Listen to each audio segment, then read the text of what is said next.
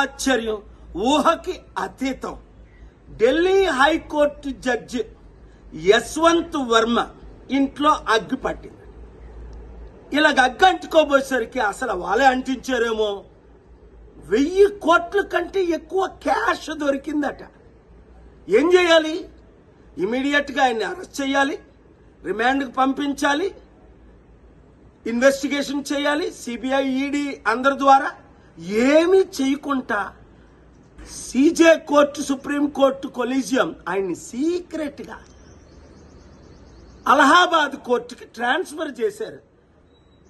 అరే, ఇక్కడ రేప్ చేశాడు ఒక టీచరు, గవర్నమెంట్ టీచర్ అంటే ఇంకొక స్కూల్కి పంపిస్తాడా అక్కడ రేప్ చేయమని?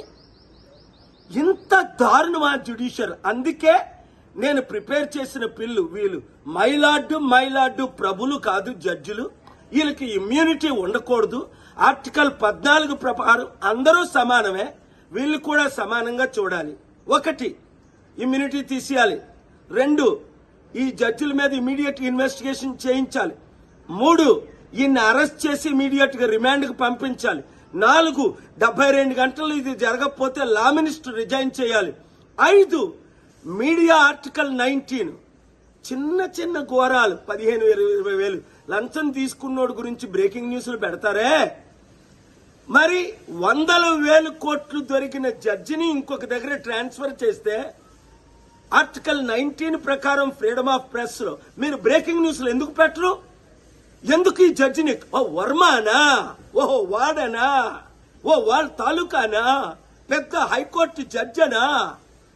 దేశం సర్వనాశనం అవ్వకూడదంటే ఇప్పుడు నేను మాట్లాడిన మాటలు డెమోక్రసీని కాపాడదామన్నవారు, జ్యుడిషియర్ని కాపాడదామన్నవారు, దేశాన్ని కాపాడదామన్నవారు బ్రేకింగ్ న్యూస్లు పెట్టి ఈ వీడియో నరేంద్ర మోదీ ప్రధానమంత్రి గారి దగ్గరికి వెళ్ళినంత వరకు, లా మినిస్టర్ రిజైన్ చేసినంత వరకు, ఈ జడ్జి అరెస్ట్ అయినంత వరకు చట్టాన్ని కాపాడదాం, దేశాన్ని రక్షిద్దాం.